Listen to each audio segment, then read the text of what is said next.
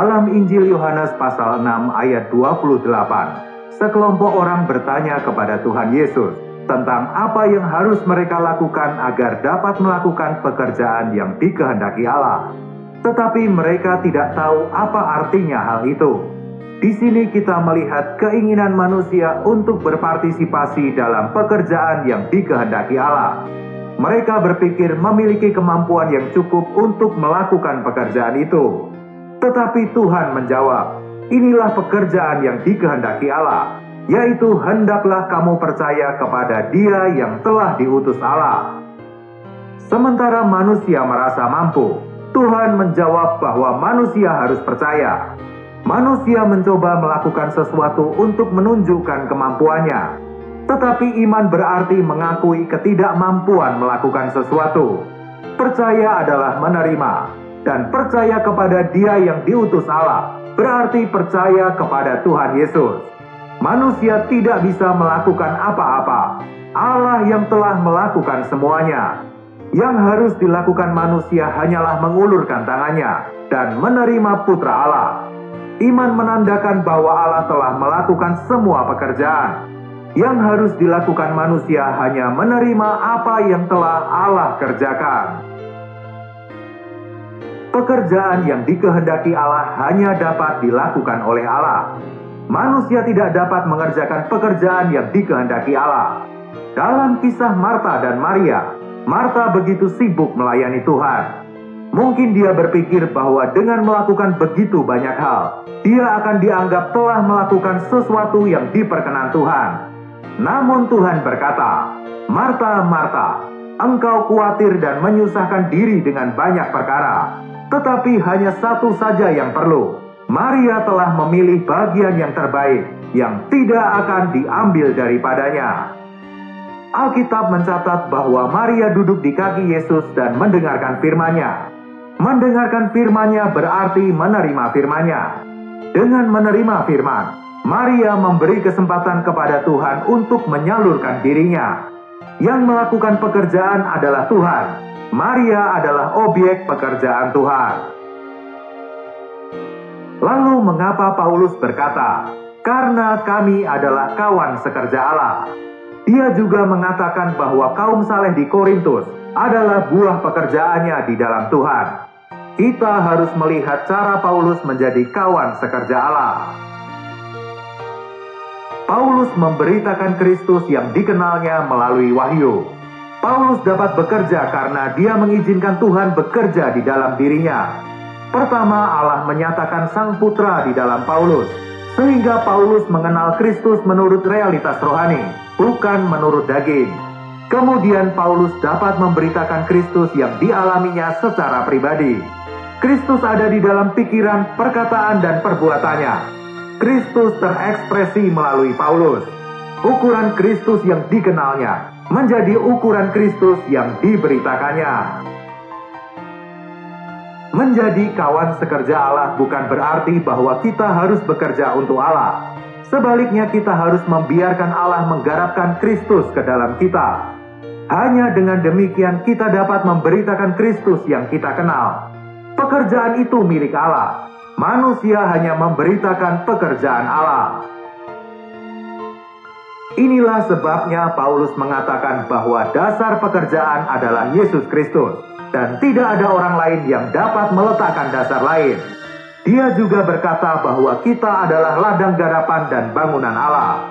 Bila benih yang ditaburkan adalah Kristus, maka tuaiannya juga harus Kristus. Bila dasar bangunan adalah Kristus, maka bangunannya harus menurut Kristus. Pekerjaan Allah di dalam manusia didasarkan pada hayat. Hayat ini adalah Kristus yang merupakan dasar dari pekerjaan Allah. Sama seperti hayat itu mutlak dari Allah, pertumbuhan dan pendewasaan hayat hanya dapat dilakukan oleh Allah. Manusia harus bekerja sama dan tidak menghalangi pekerjaan Allah. Bila kita damba menjadi kawan sekerja Allah, pekerjaan kita harus murni. Kita perlu menyangkal semua yang terbaik yang kita miliki, agar pekerjaan Allah tidak tercampur. Kecuali Roh Allah bekerja, tidak ada pekerjaan manusia yang akan menyelesaikan apapun. Ketergantungan adalah kebutuhan mutlak dalam pekerjaan rohani. 1 Korintus pasal 3 ayat 12 memberitahu kita bahwa sebagian orang membangun dengan emas, perak, dan batu permata, sedangkan yang lainnya dengan kayu, rumput kering, dan jerami. Emas menandakan sesuatu yang dari Allah. Hal itu adalah pekerjaan Allah. Perak menandakan penebusan, pekerjaan Tuhan Yesus di kayu salib. Permata menandakan pekerjaan Roh Kudus yang menyusun hayat Tuhan di dalam kita melalui wahyu. Untuk menjadi permata diperlukan panas yang tinggi. Setelah itu dikerjakan oleh pengrajin agar dapat bersinar. Beginilah cara Allah menyusunkan dirinya di dalam orang percaya. Di satu sisi Allah menggunakan lingkungan untuk membakar orang percaya. Di sisi lain mereka harus melewati pengukiran tangan Allah. Pengukiran ini menghilangkan apa yang tidak diperkenan Allah dan mempertahankan apa yang diperkenannya melalui wahyu Roh Kudus.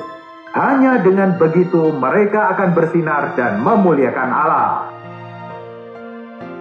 Mereka yang telah menjadi batu permata adalah karya agung Allah di dalam Kristus.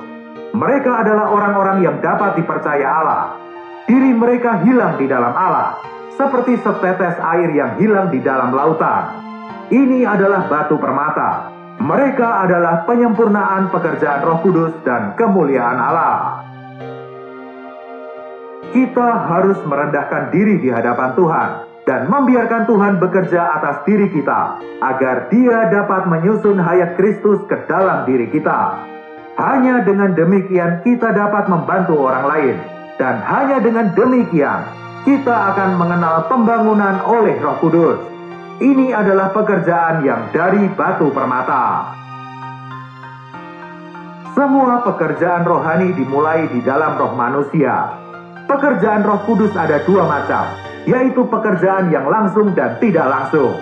Pekerjaan langsung Roh Kudus adalah mengungkapkan kehendak Allah di dalam roh manusia, kemudian menerangi jiwa manusia agar pikirannya mengerti, dan terakhir mengarahkan tubuh untuk melaksanakan kehendak Allah.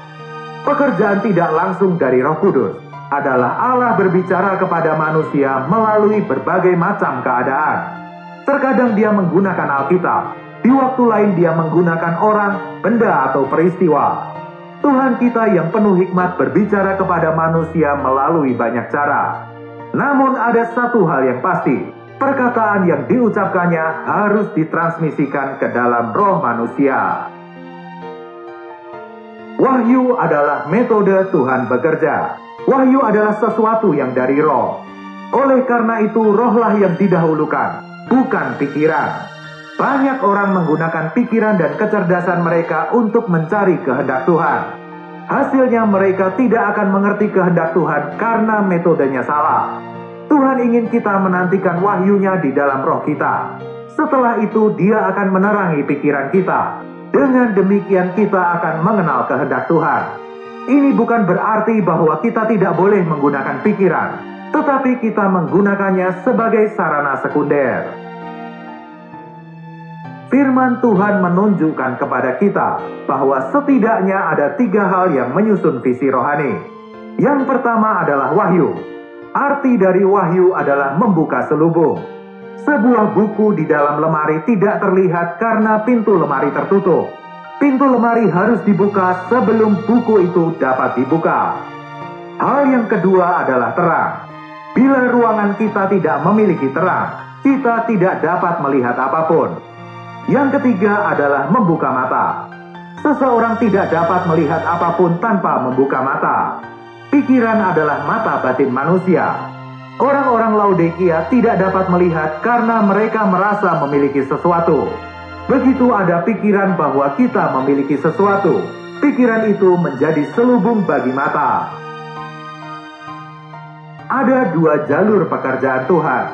Di jalur negatif, pekerjaan Tuhan membawa manusia mengenal dirinya sendiri. Begitu manusia nampak akan dirinya, dia akan menerapkan salib untuk menangani dosa daging dan dunia. Di jalur positif, Roh Kudus menyatakan Kristus dan menyalurkan Kristus kepada manusia. Tujuan dari jalur pekerjaan ini adalah memurnikan sampai tidak ada diri alamiah lagi. Yang tersisa hanya Kristus yang menempati seluruh keberadaan manusia. Maria memiliki sikap yang tepat. Pertama, dia dekat dengan Tuhan. Tidak ada cara lain yang lebih baik daripada datang kepadanya setiap saat, mengasihinya, menyembahnya, terus bersekutu dengannya, serta tinggal di dalam hadiratnya. Kedua, Maria berada di dalam posisi yang rendah hati. Kerendahan hati merupakan syarat penting untuk menerima berkat Tuhan. Tuhan menolak orang sombong dan memberikan kasih karunia kepada orang rendah hati. Kerendahan hati adalah mengabaikan diri sendiri, meniadakan diri sendiri, dan menganggap diri kita bukan apa-apa. Bila kita datang kepada Tuhan dengan kerendahan hati, Dia akan memberikan kasih karunia kepada kita. Ketiga, Maria tidak sibuk seperti kakaknya. Keheningan seringkali menjadi sumber kekuatan rohani. Tantangan terbesar yang dihadapi manusia adalah berdiam diri di hadapan Tuhan. Mata dan pikiran manusia sering teralihkan ke dunia luar. Dari semua anggota tubuh, mata adalah yang paling sibuk. Dan dari semua kemampuan di dalam jiwa, pikiran adalah yang paling sibuk. Mereka yang sibuk tidak dapat menerima wahyu dengan mudah. Pikiran yang mengembara dan bimbang itu seperti ombak di danau. Hal itu membuat danau tidak bisa memantulkan pepohonan yang di sekelilingnya dengan jelas. Bila seseorang ingin agar gambar dan rupa Tuhan tertampak di dalam dirinya, ketenangan adalah suatu keharusan. Keempat, dia mendengarkan firman Tuhan. Perkataan yang diucapkan Tuhan adalah roh dan hidup. Tuhan membagikan dirinya melalui firman. Mendengarkan firman memberi kesempatan bagi Tuhan untuk mengkomunikasikan dirinya, sehingga seseorang mendapatkan diri Tuhan dan menjadi seperti Tuhan. Orang itu bukan hanya sekedar mendengarkan kata-kata, dia sedang berjumpa Tuhan. Mereka yang mendengarkan firman juga harus memperhatikan beberapa hal. Pertama, jangan berharap untuk mendengarkan pengajaran yang baik. Sebaliknya berharaplah untuk berjumpa Kristus. Tujuan mendengarkan firman Tuhan bukan untuk memuaskan intelektualitas, melainkan untuk menerima suplai hayat. Jenis pesan firman yang kita perlukan adalah pesan firman yang memungkinkan kita menyentuh perkara rohani secara batini. Mereka harus menjadi suatu pesan yang memungkinkan kita untuk menyentuh Kristus. Perkataan semacam ini membawa hayat dan kekuatan, serta membawa perubahan rohani. Kedua, ketika kita mendengarkan sesuatu yang tidak kita mengerti, kita harus dengan rendah hati menunggu waktu Tuhan. Pengalaman rohani sangat berkaitan dengan usia rohani. Kita mungkin tidak memahaminya sekarang, tetapi kita mungkin memahaminya beberapa tahun lagi. Jangan mudah mengkritik hal-hal yang tidak kita pahami. Di sisi lain, jangan pernah berpikir bahwa kita dapat memahami semuanya. Mungkin perlu beberapa tahun bagi seseorang untuk mempelajari suatu perkara. Ketiga, kita harus merendahkan diri di hadapan Tuhan dan berdoa untuk orang yang menyampaikan firman. Kita harus berdoa agar Tuhan mengalirkan firman kehidupan. Kita juga harus berdoa untuk diri kita dan pendengar yang lain, sehingga kata-kata yang didengar dapat menembus dengan dalam dan menjadi wahyu serta terang bagi kita, serta agar gereja dapat bertumbuh serupa Kristus. Inilah kerjasama yang diberikan pendengar kepada yang menyampaikan firman. Akhirnya kiranya Tuhan berbelas kasih kepada kita, sehingga kita menyadari bahwa hanya Tuhan yang dapat menyelesaikan pekerjaan yang dikehendakinya. Kita hanya dapat membicarakan apa yang kita lihat melalui wahyu. Semoga kita belajar bekerja sama dengan Tuhan, menghilangkan semua penghalang, tidak mengubah apapun dari pola yang diwahyukan, dan dimurnikan oleh terang sampai kita terbebas dari semua campuran. Kita perlu selalu memandang pada Tuhan, selalu percaya Tuhan, dan mengakui dengan takut dan gentar bahwa kita adalah hamba yang tidak berguna. Tuhan memberkati.